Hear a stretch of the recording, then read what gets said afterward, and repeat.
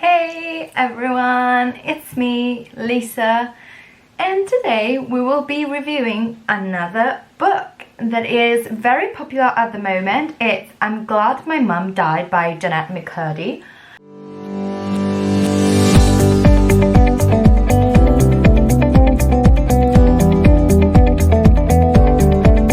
And I've seen this book all over Instagram and I found it on Script. And since I found it on Script, I decided to listen to it ASAP because I was very intrigued.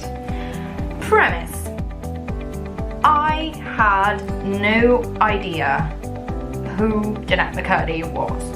I've never been doing things that the popular kids do. So I've never watched iCarly, I've never watched Hannah Montana, I've never watched any of those super popular shows that people did watch when they were kids. I watched The Smurfs when I was a kid, I watched Scooby-Doo, I watched, we had a cassette of Heidi, we had other cartoons, but we didn't really watch those popular things, my sister and I. So this is where it came from. I had no idea who she was until I think when she started mentioning it, and she started mentioning her career and the role she did. I kind of made the connection when she said that. So I had no context. I, like always, went into the book having no idea who this person was. And not like when I reviewed, for example, what Emily Ratajkowski wrote, I had literally no idea who she was. And with that out of the way, we can get into the review, because the book was written wonderfully. I really liked everything that was said in the book, and the author is really putting through her experience very, very bluntly. She is not keeping back at all. She is saying everything as is. And of course, the title is very provocative and for good reason, but she narrates all of her experience having a narcissist as a mother. The first very shocking thing is that when she was small and started developing, her mother wanted her to stay small. And when she asked her mother how to stop growth instead of encouraging it, her mother taught her how to count calories and how to develop an eating disorder. So from when she was 11, she developed an eating disorder, anorexia. Anorexia and bulimia, when they come up to certain stages, and believe me, I know, I've researched this a lot. There is a documentary on YouTube that is called Thin, and it's a documentary of those people inside this home of care, Renfrew, and the whole of them that are featured in that documentary do suffer both from anorexia and bulimia, because after a certain amount of years that you have anorexia, your body rebels because you have been starving yourself for so long that your body is literally like, I can't take this anymore, you have to eat. And so it forces you to eat, and when you do that, you feel an extreme amount of guilt and bulimia kicks in. And it appears as the best solution, as the author says, but it's actually not. And what I really appreciated in all of this is that I do have my struggles, like many people, with weight and with body image and with feeling okay as myself. I don't have behaviors that you would necessarily connect with eating disorders, but I know that in the past I've suffered from one, and that is still kind of haunting me because I've never treated it properly. And going through exactly what she went through and seeing all of the things that happened to her due to her bulimia was really shocking, but in a good way, because it doesn't romanticize anything about the eating disorder. Because the problem with books that treat eating disorders at any stage is that it really makes it seem better than it is. For example, there's another book that I reviewed on Bookstagram. You should follow me, by the way, and the link is down below. And that book was Tell Me Lies. In this book, the main character is suffering from anorexia for most of the book, and I was kind of disappointed by that. I couldn't give it 5 stars because the eating disorder was treated like a sideway problem, like something that wasn't really important, and no one around the main character seemed to give a fuck, which is very not true, because when people start to see that you have those behaviors and they care about you, they will start telling you something, and they will start soon, and they will keep telling you to eat. They won't let you like go to college and be on your own and not ever ask you about anything, because people care about you normally. And in that book, I really had the sense that, one, we didn't even get a sense of where the character was in her eating disorder, because by what she said and how she described how bad she was, we got the sense that she was very far into it.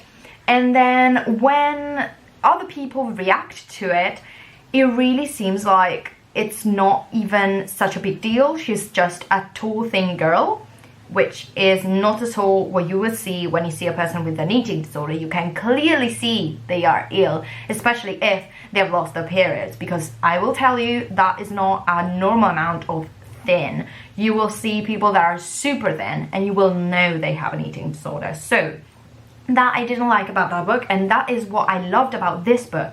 It was clear that she knew, she was aware, and the mother was aware and was encouraging her behavior, and there's nothing romantic about it, and there was nothing good about it. And she talks about her struggles very honestly and very bluntly, and I really appreciated that, because if you are struggling through an eating disorder, reading a book about eating disorders can be very triggering, obviously. But in this case, I found that it really wasn't, because she is so upfront about all the issues that she had that it doesn't even feel that triggering at all, because she is so in pain for so much of the time that she is ill that it really doesn't romanticize it. Like, you wouldn't want to have that. You wouldn't want to. And it really shows you what an ill mind can do to you. Obviously, if you are already inside a deep eating disorder like she was, it can be very triggering. But if you are at a stage in which you're not effectively acting out on any behaviors, it can really discourage you from going forward, because it's not pretty, not good, not at all. And that, I think, is the honesty that we do need surrounding eating disorders, because there's a lot of romanticization of them, and in this book there isn't any. Love that about it. I'm very vocal about those things, because I think that they are treated too nicely in cinema and books, and we need more honesty about them.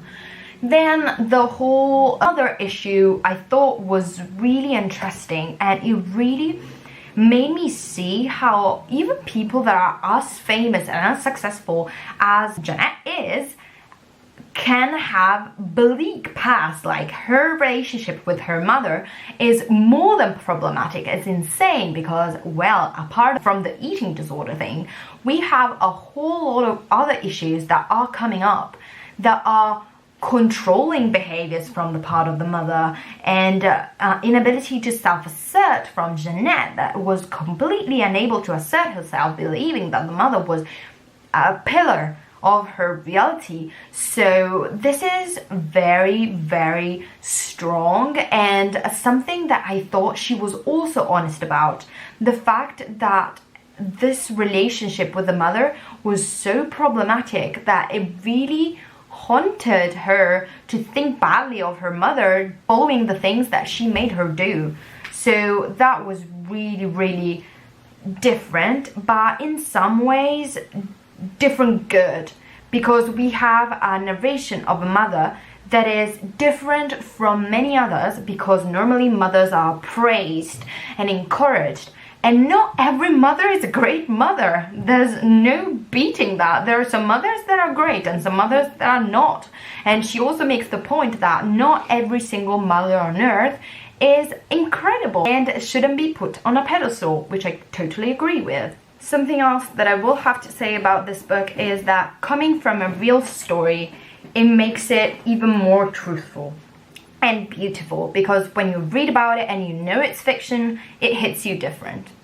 As always, it's really impactful, and I really loved it because of this. But if you're not a person that enjoys reading about eating disorders, then this book is not for you, because there's a lot of it in here. But because it's part of a true experience, and I think that the more you are aware of that word, the more you can relate with people that did suffer from an eating disorder and help, or do suffer and help, and do something that might change their day or make them really feel differently and better. Because I think that one of the big problems of people that suffer in that way is that because the eating disorder is so secretive in some of the behaviors that you will have if you have it, you feel very alone. So being able to understand, see the problem, and try to help in some way, even letting people know that you're there, can really make a difference. And I think that in this case, this was a clear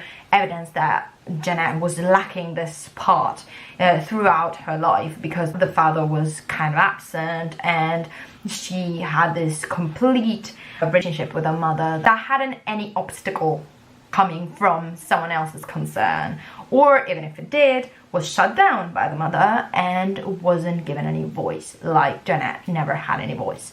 So I really loved also that the final part of it is her self-asserting herself and taking her health into her own hands after she has destroyed her body because of her eating disorder, and making sure that she is able to face her future in her own terms. So quitting acting and starting to do something that is truly good for herself.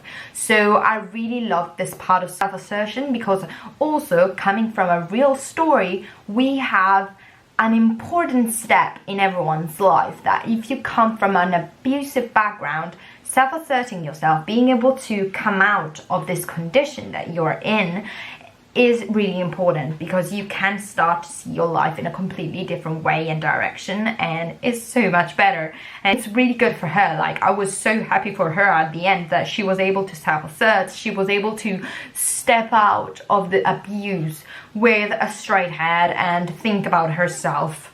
So I love that as an overall. That was great, I think.